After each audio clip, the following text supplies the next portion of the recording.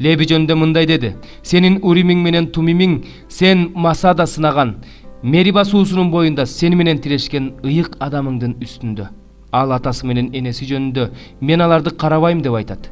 Ал өз бир туугандарын да тааныбайт, өз балдарын да билбейт. Анткени алар сенин сөзүңдү аткарган, сенин келишимиңди сактаган лебилер.